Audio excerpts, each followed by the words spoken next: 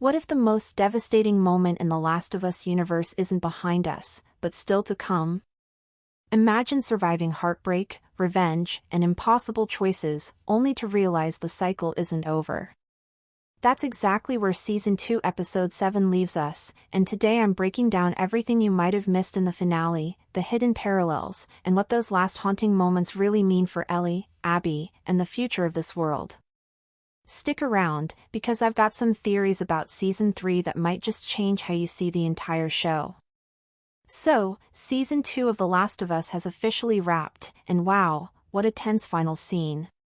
It almost reminded me of the nail-biting moments from Episode 2, except this time, the stakes felt even higher.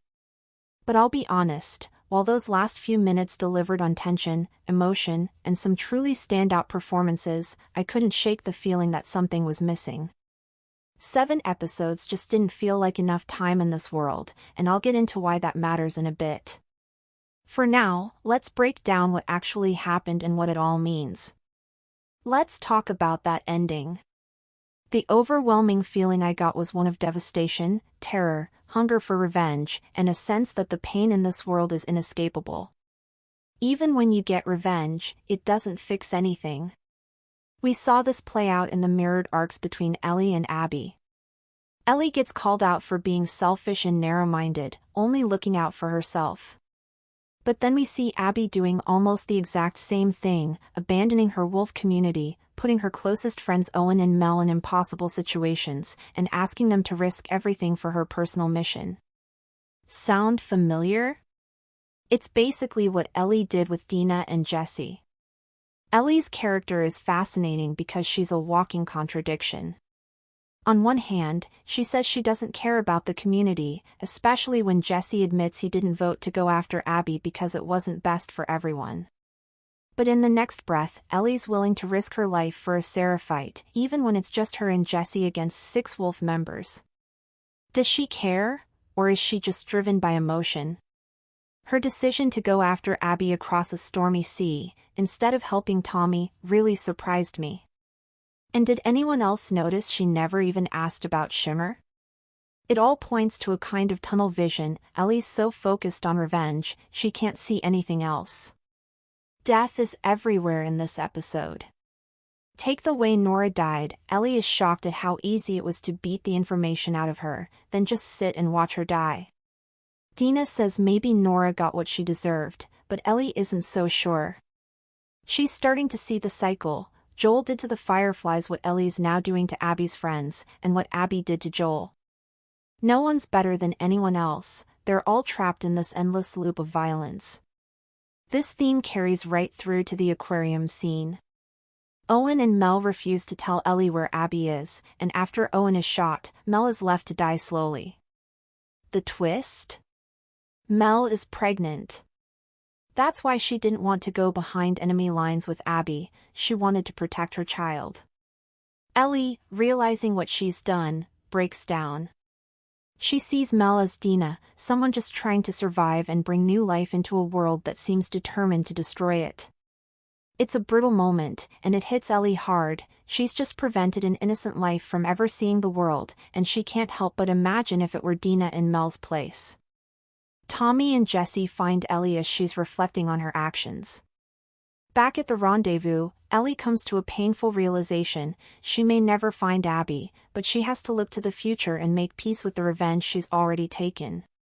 Jesse, meanwhile, is desperate to get home. He suspects something's up with Dina and thinks he's about to become a father. Then, in one of the most abrupt and shocking moments of the season, Jesse is shot dead by Abby as he opens a door to help Tommy.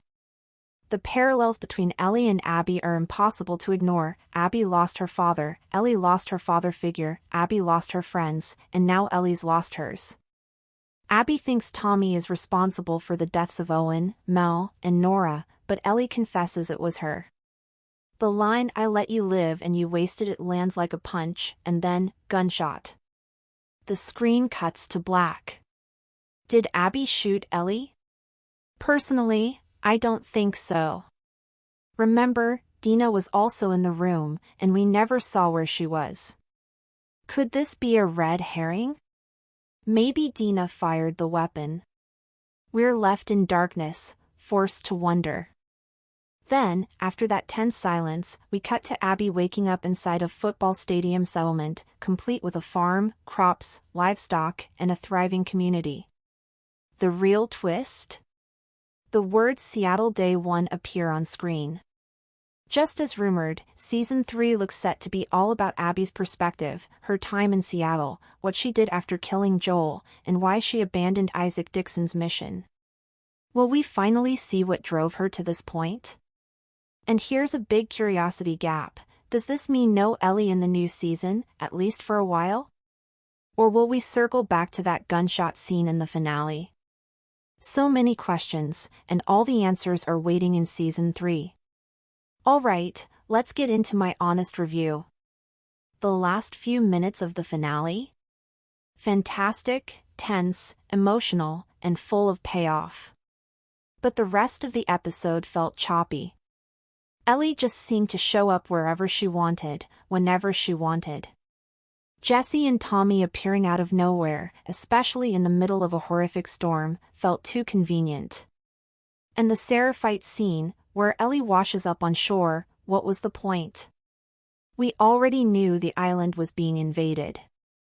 Ellie just happening to survive and escape so easily didn't build tension for me, it actually broke it.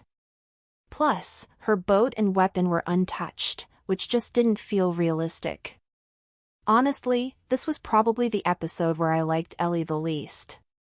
I'm not sure if the show wants me to root for her or not. She keeps making reckless decisions, like wanting to save the Seraphite and almost exposing herself, or nearly firing at 2 wolf members loading a boat. Jesse even calls her out for being selfish, and it's hard to disagree. One of the biggest flaws this episode was how much the characters seem to teleport everywhere. Tommy and Jesse just show up, then make it back instantly, despite the chaos. The whole season was about traveling and exploring, but suddenly, none of that seems to matter.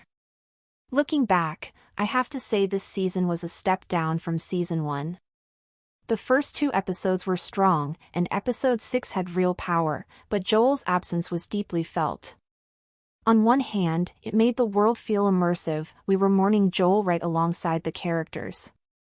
On the other, it hurt the show's quality, leaving us mostly with Ellie and Dina, and honestly, Ellie was hard to like this season. Dina, too, never really clicked for me. The performances were solid, but the story just didn't grip me. It felt like Ellie's thirst for revenge took a back seat to her romance with Dina, and her emotions only kicked in when it suited the plot. But here's where I'll leave you with a little hope. I actually think Season 3 could be more interesting than what we just saw. Getting inside Abby's mind, seeing what she endured in Seattle, and understanding her choices could breathe new life into the series. For now, though, it looks like we're saying goodbye to The Last of Us for at least 2 years. 7 episodes after a 2-year wait? That's rough. I'm hoping we get 8 or maybe even 10 episodes next time, this world deserves it. So, what did you think of this episode, and the second season as a whole? Drop your thoughts in the comments. I want to hear your theories, your frustrations, and what you hope to see in Season 3. If you enjoyed this breakdown, give the video a like, and don't forget to subscribe for more deep dives and reviews. Thanks for watching, and I'll see you next time, where we'll be ready for whatever heartbreak, hope, and surprises The Last of Us throws our way.